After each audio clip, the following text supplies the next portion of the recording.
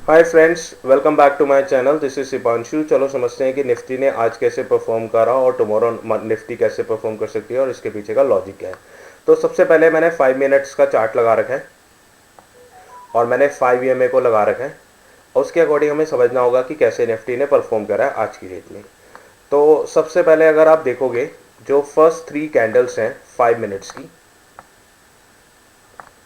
इसमें सबसे पहले आपको समझना होगा कि निफ्टी क्या कहना चाह रहा है। आपको इसको इंटरप्रेट करना होगा। तो अगर आप निफ्टी की फर्स्ट देखोगे, ये एक बेरिश कैंडल को इंडिकेट कर रही है। सेकेंड आपकी जो दिखा रही है ये आपका बुलिश को इंडिकेट कर रही है और जो थर्ड है वो आपकी एक इनडिसीजन कैंडल है, जो कि अ काइंड ऑफ आपकी डोजी कैंडल है।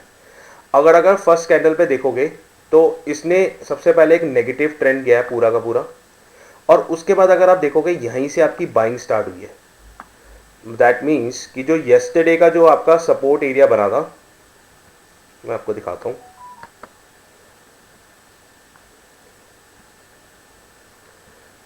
अगर आप देखोगे तो येस्टरडे एक सपोर्ट एरिया रहा है इस वाले जगह पे, क्योंकि येस्टरडे में आपका क्या रहा है, बेसिकली यहाँ पे आपकी बाइंग स्टार्ट हुई थी और ये लगातार 5 मिनट में बहुत ज़्यादा बाइंग हुई है। और जब जब आपका आज की डेट में जब कैंडल की ओपनिंग हुई है, काइंड ऑफ फ्लैट ओपनिंग थी, ये नीचे गई है, यहाँ से इसने सपोर्ट ले लिया। दैट मीन्स कि यहाँ पे बायर्स एक्टिवेट है। यहाँ पे इसने सपोर्ट लिया और आपका यहाँ पे मतलब कि यहाँ पे इंडिकेट कर रहा है कि यहाँ पे बायर्स एक्टिवेट हुए, और जैसे ही जब सेलिंग यहाँ पर नीचे आई तो उसने बायर्स को एक्टिवेट कर दिया और ये बायर्स सबके सारे ऊपर की तरफ आपको कैंडल्स को ले गए हैं। अब आपको यहाँ पे वेट करना होगा कि आपको बेसिकली क्या होता है कि जब भी आपकी अगर मार्केट का जो कल जो मार्केट में जो क्लोजिंग हुई है वो मार्केट इस लेवल पे क्लोज हुई है, और अगर मार्केट इसके ऊपर अगर आपको एक बुलिश फॉर्मेशन दे देती है और यहाँ पे इसके ऊपर एक अगर क्लोजिंग दे देती तो हमें बुलिश होना चाहिए था। बट मार्केट ने ऐसे नहीं करा है। मार्केट ने क्या करा है, अगर आप मार्केट देखोगे यहाँ से मार्केट ऊपर की साइड गई है, फिर मार्केट ने एक शार्प सेलिंग आई है, फिर उसके बाद मार्केट ऊपर की साइड गई और फिर मार्केट ने नीचे करा है। तो ये काइंड ऑफ आपका एम पैटर्न फॉर्म कर रही है। एम पैटर्न बेसिकली क्या होता है, एम पैटर्न में आपकी सबसे पहले ऊपर की साइड कैंडल जाती है, फिर ये नीचे गया, फिर ये ऊपर गया और इसके हाई को ब्रेक नहीं करती है। अगर इसके हाई को ब्रेक ना करे और दोबारा से अगर नेगेटिव कैंडल फॉर्मेशन दे दे तो आपकी ये प्रोबेबिलिटी हो जाती है कि आपकी शार्प सेलिंग आ चुकी है। दैट मीन्स कि बायर्स दैट मीन्स कि यहाँ पे बेयर्स बहुत ज़्यादा एक्टिव है। और अगर साथ ही साथ अगर 5 EMA को भी क्लोज कर दे, मतलब कि 5 EMA के भी नीचे अगर negative candle formation they they, a kind of inverted hammer type candle बना दे, तो आपको एक इंडिकेशन मिलता है कि यहाँ पे आपके सेलर्स बहुत ज़्यादा एक्टिव है। तो अगर आप यहाँ पे देखोगे तो क्या हुआ है, यहाँ से मार्केट ऊपर की साइड गई है, फिर मार्केट नीचे आई है, फिर मार्केट ऊपर गई है और फिर मार्केट ने यहाँ पे नेगेटिव कैंडल दी है।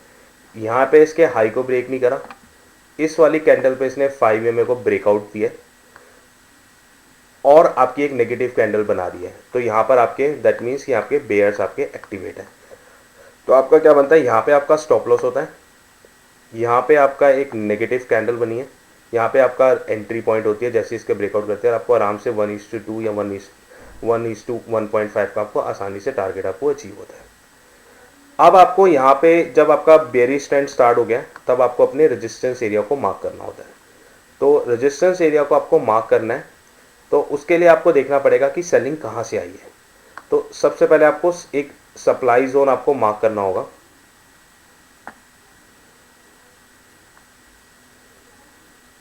सप्लाई जोन एरिया वही एरिया जहाँ से आपकी सेलिंग आई है। अब देखोगे तो इस एरिया पे आपकी एक सप्लाई जोन है, मैं आपको दिखाता हूँ। ये आपका सप्लाई जोन एरिया है, क्योंकि यहीं से आपकी सेलिंग आपकी यहाँ से स्टार्ट हुई थी, जो एम फॉर्मेशन को इसने कंप्लीट करा है। अगर अब मार्केट इस लेवल को टच करती है, अगर मार्केट इस लेवल को टच करती है तो और उसके बाद अगर नेगेटिव कैंडल फॉर्मेशन देती है तो आपको एक इंडिकेट करता है कि आपका ये दोबारा से आपकी सेलिंग स्टार्ट होगी।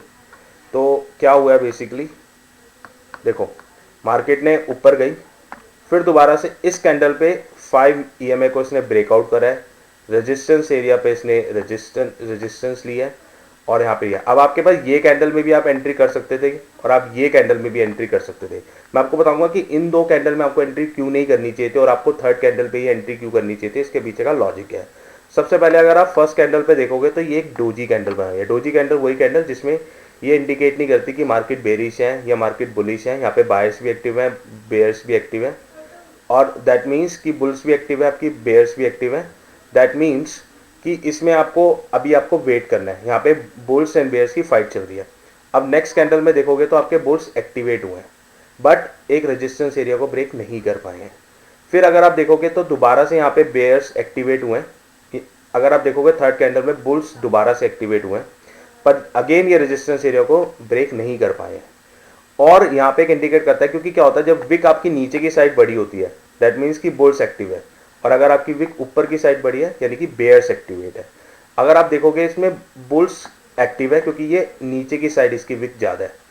और साथ ही साथ आपको मैंने ऐसे बोला कि आपको अब रेजिस्टेंस एरिया पे अगर आप ट्रेड ले रहे हो तो आपको शॉर्ट पोजीशन क्रिएट करनी है। आप बुलिश तभी होगे जब इस रेजिस्टेंस एरिया को इसने ब्रेकआउट किया होता।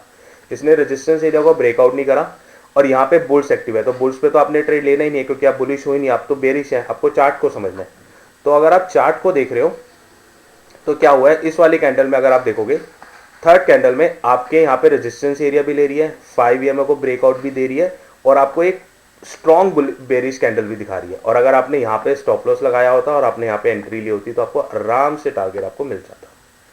अब आपको समझना होगा कि उसके बाद आपका जब दोबारा से जब मार्केट स्टार्ट हुई है, अब आपका रेजिस्टेंस एरिया कहाँ है?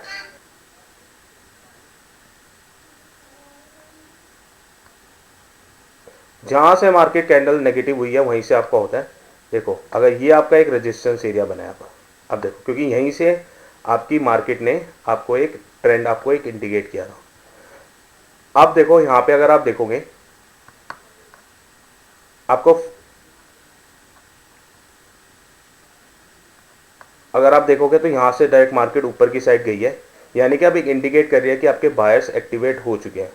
तो आपके बायर्स भी एक्टिवेट हो चुके हैं और आपका पर ट्रेंड जो है वो आपका बेरिश है। अब आपको सबसे पहले ये देखना होगा कि आपको बुलिश होना है या आपको बेरिश होना है। तो बुलिश आपको तभी होना है जब एक इस रेजिस्टेंस लेवल को ब्रेक कर दी, अनलेस कि नीचे कोई रेजिस्टेंस एरिया नहीं बनता। अगर कोई नीचे रेजिस्टेंस एरिया बन जाता है दोबारा और उसको ब्रेकआउट कर देती है तब आपको बुलिश हो जाना है। बट अभी तक के लिए आपका जो रेजिस्टेंस एरिया वो यही है रेजिस्टेंस एरिया। तो आपको वेट करना होगा कि रेजिस्टेंस एरिया भी यही वाला है या रेजिस्टेंस एरिया कोई नया भी डेवलप हो सकता है। तो आपको वेट करना होगा। और उसके बाद अगर आप देखोगे यहाँ पे दोबारा से सेलिंग आई है, फिर यहाँ से एक आपकी एक बुलिश कैंडल फॉर्मेशन करी है। अब देखो आप इस कैंडल पे आपको ये अगर देखोगे तो ये आपका एक डब्ल्यू पैटर्न को फॉर्म कर रही है, बट ये आपका परफेक्ट एंट्री सेटअप नहीं है। मैं आपको बताता हूँ कैसे। देखो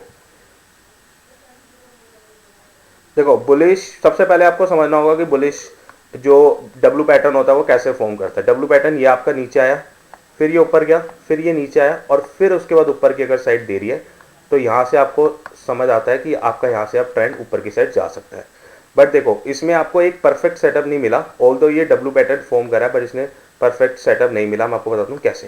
देखो यहाँ से आपका ट्रेंड एक नेगेटिव था, फिर ये डब्ल्यू पैटर्न के लिए ऊपर गया है, फिर ये नीचे आया, और यहाँ पे अगर आपको इसने दोबारा से एक इंडिकेट करा है तो आप इस पैटर्न पे क्यों नहीं एक्टिवेट लोगे? क्योंकि देखो ये जो कैंडल बनी है ये आपकी डोजी बनी है, ये आपकी एक इनडिसीजन कैंडल बनी है।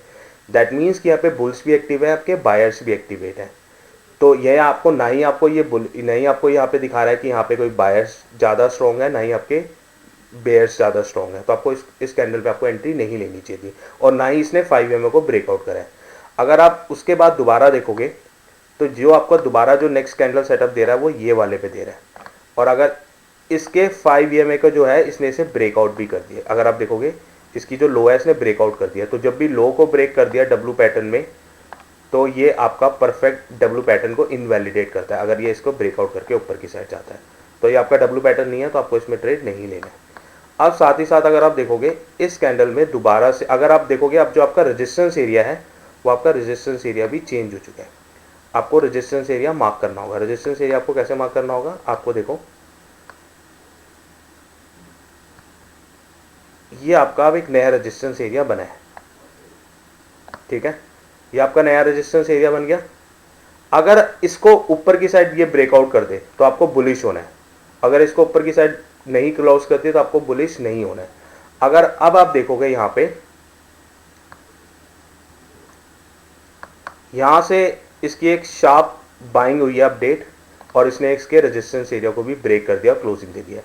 आपको मैंने हमेशा बोला है कि जब भी रेजिस्टेंस एरिया को एकदम से ब्रेकआउट करती है आपको कभी भी एंट्री नहीं लेनी, आपको वेट करना है। अब इसने रेजिस्टेंस एरिया को ब्रेक करा, उसके बाद ये कैंडल्स नीचे आई है, पुल डाउन लिया है।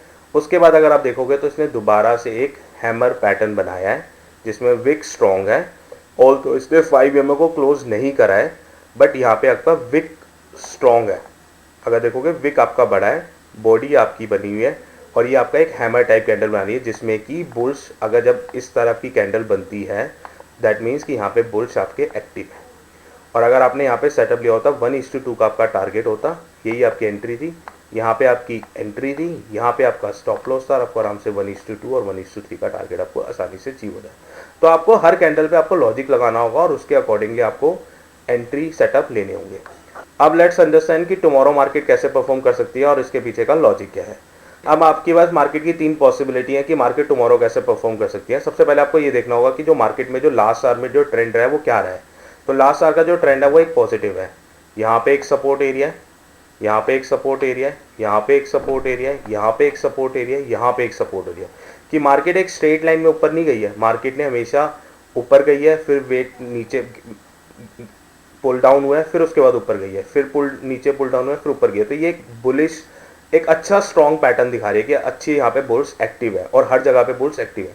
अब आपके पास 3 पॉसिबिलिटी है, तो मार्केट फ्लैट ओपन हो सकती है, या मार्केट गैप अप हो सकती है, या मार्केट गैप डाउन हो सकती है।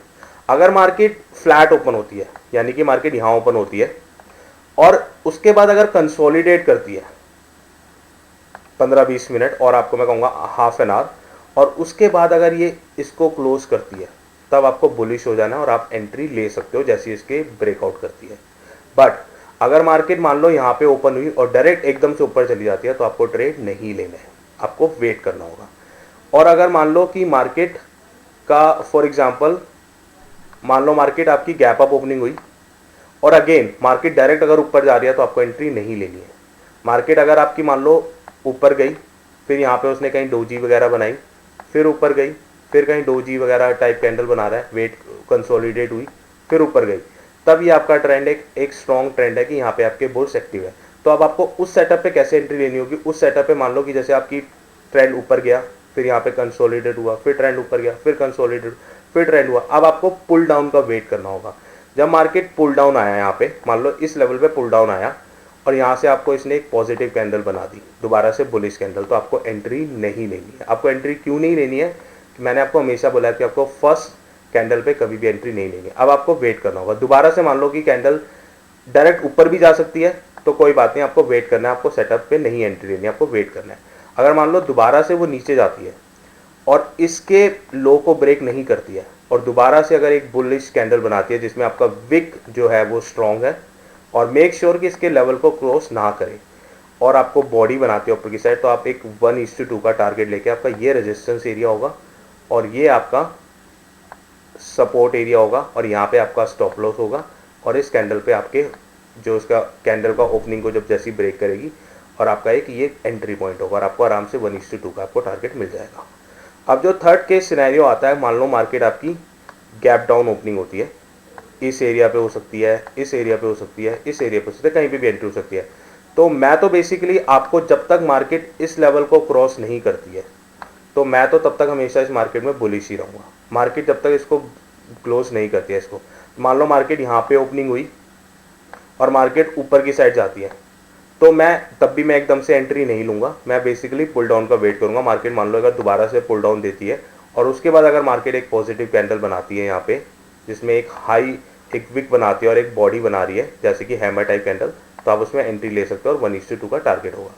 तो आपको इस तरह से आपको लॉजिक लगाना है और उसके आपको टारगेट को अचीव करना है। सो that's all from my side. अगर आपको इस वीडियो से कुछ वैल्यू मिली हो तो मेक श्योर इस वीडियो को लाइक करो, शेयर करो एंड इस चैनल को सब्सक्राइब कर दो, क्योंकि हम डेली निफ्टी का एनालिसिस डालते हैं और आपको उसका नोटिफिकेशन आ जाएगा every day, and that will help you to increase your trading skills. So that's all from my side. Thank you very much, good luck, bye for now.